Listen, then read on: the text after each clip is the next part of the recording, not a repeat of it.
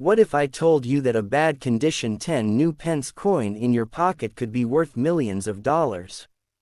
Fearful face. In today's video, we reveal the 3 most valuable and rare state 10 new pence coins that collectors are desperately searching for, even damaged, worn, or misprinted examples. Stay till the end, because the last coin might change your life forever.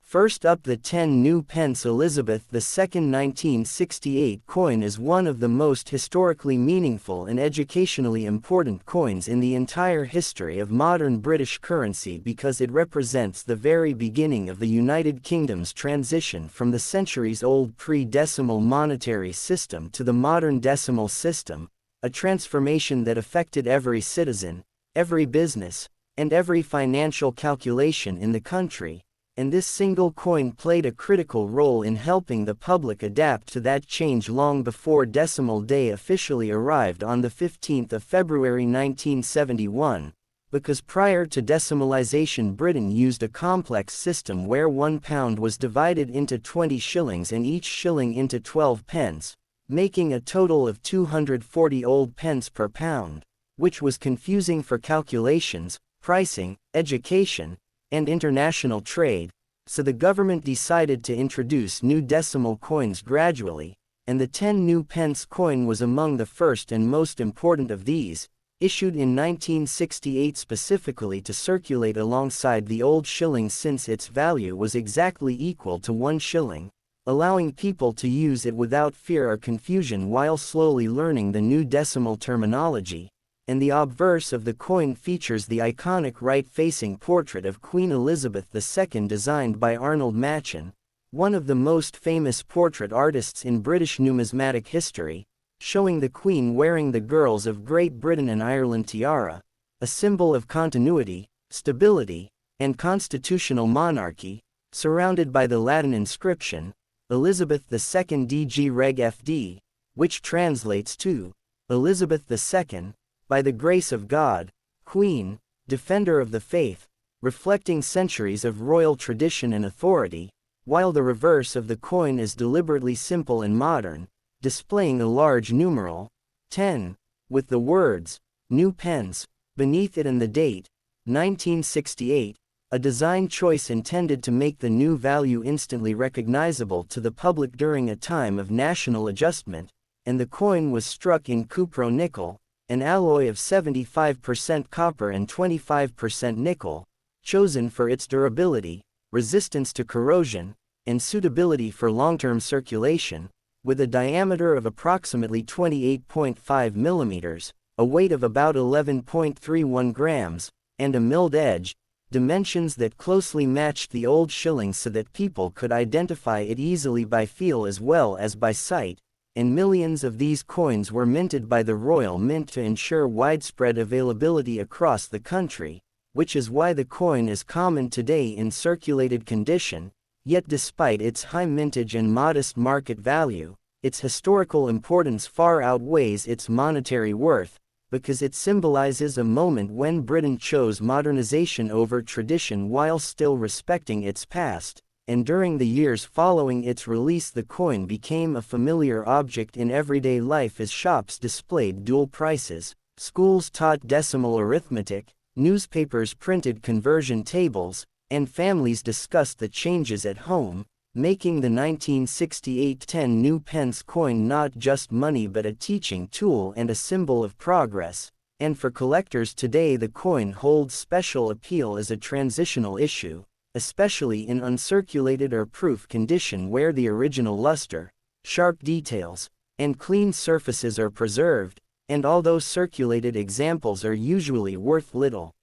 more than face value, pristine examples, proof strikes, and verified minting errors such as off-center strikes or die flaws can command higher premiums, and beyond collecting the coin remains culturally significant, appearing in museums, educational collections, and historical discussions about Britain's economic evolution, serving as a tangible reminder of how a nation adapted its currency system to meet the needs of a changing world, making the 10 new pence Elizabeth II 1968 coin a powerful symbol of reform, continuity, and everyday history encapsulated in a single piece of metal. Next up, the 10 new pence Elizabeth II 1974 coin in bad condition is an important and often misunderstood piece of British decimal coinage, and although many people focus only on shiny or uncirculated coins, a worn, damaged, or heavily circulated 1974 example still carries deep historical, educational, and numismatic significance because it belongs to the early years of Britain's fully established decimal system following Decimal Day in February 1971, a period when the nation was still adjusting socially, economically, and psychologically to the new way of counting money, and by 1974 the term, new pence, was still in use on the coinage, even though daily life had already embraced decimal pricing, which makes this issue part of a short-lived design era that ended in 1981 when the wording was officially changed from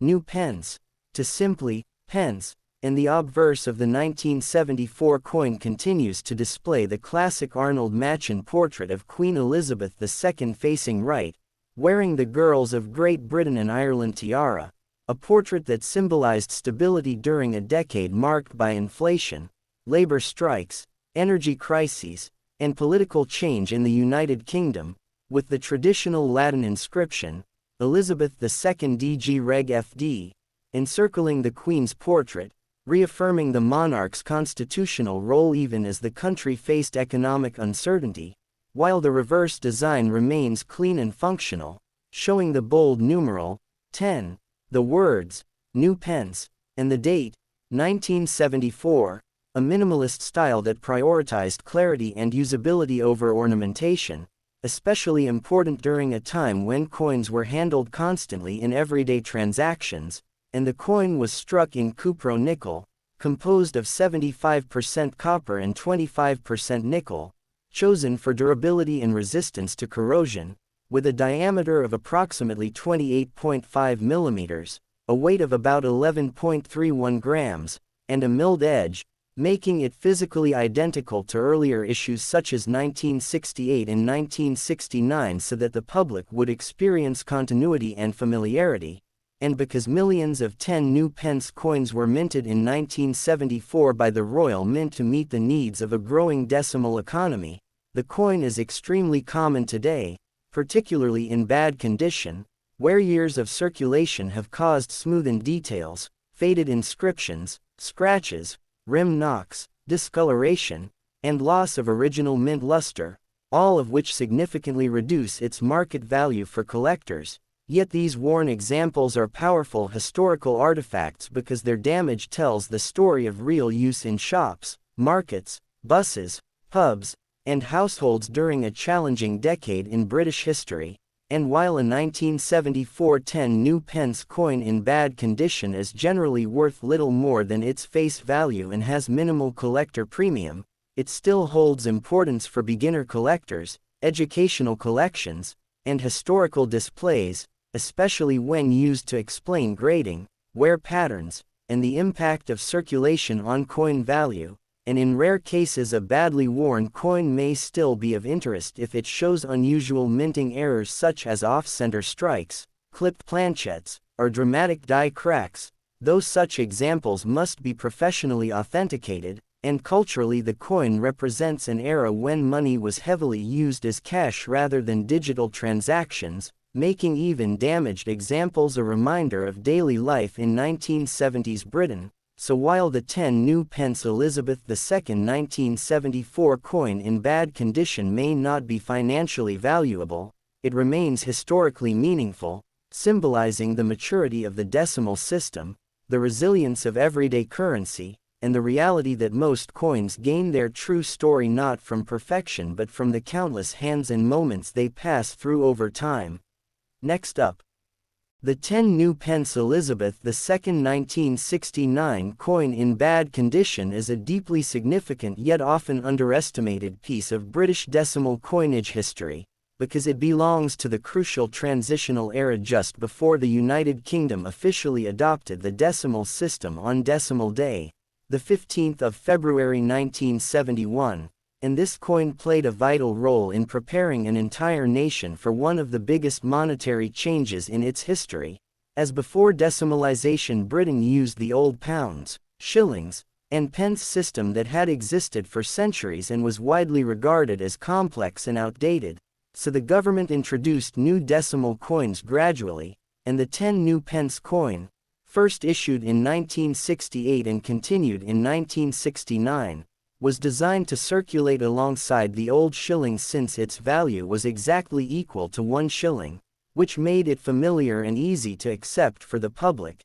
and the 1969 issue specifically represents a year when decimal education campaigns were in full force, with schools teaching new arithmetic, shops displaying dual prices, newspapers publishing conversion charts, and households actively learning how the new money would work, making this coin a silent but constant teacher in everyday life. And the obverse of the coin features the iconic Arnold Machen portrait of Queen Elizabeth II facing right, wearing the Girls of Great Britain and Ireland tiara, a portrait that symbolized stability, continuity, and reassurance during a period of change, surrounded by the traditional Latin inscription, Elizabeth II DG Reg FD, meaning, Elizabeth II, by the grace of God, Queen, Defender of the Faith, which connects the modern decimal coinage to centuries of British royal tradition, while the reverse design is deliberately simple and modern,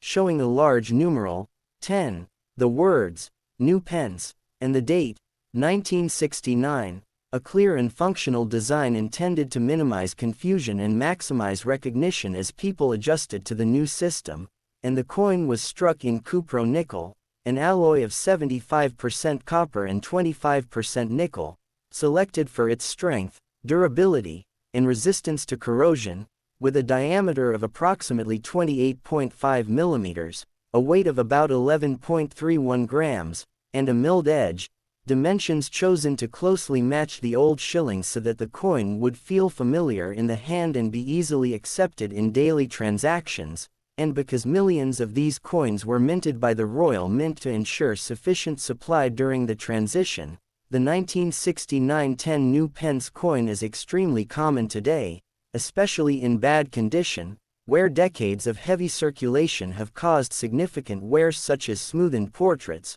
flattened lettering, scratches, rim damage, discoloration, loss of original mint luster, and sometimes small corrosion spots, all of which greatly reduce its appeal and value to collectors who seek higher-grade examples. Yet these worn and damaged coins are historically powerful because every mark and scratch reflects real use in shops, buses, markets, factories, schools, and homes during the late 1960s and early 1970s, a time of social change, economic challenges, and modernization in Britain. And while a 1969 10 new pence coin in bad condition is generally worth little more than its face value and carries almost no premium in the collector market, it remains important for beginner collectors, educational purposes, and historical study, as it clearly demonstrates how circulation affects coin surfaces and how condition plays a crucial role in determining value. And in rare cases even a badly worn example may attract interest if it shows genuine minting errors such as off-center strikes, clipped planchettes, double strikes, or major die cracks, though such features must be authenticated by experts, and culturally this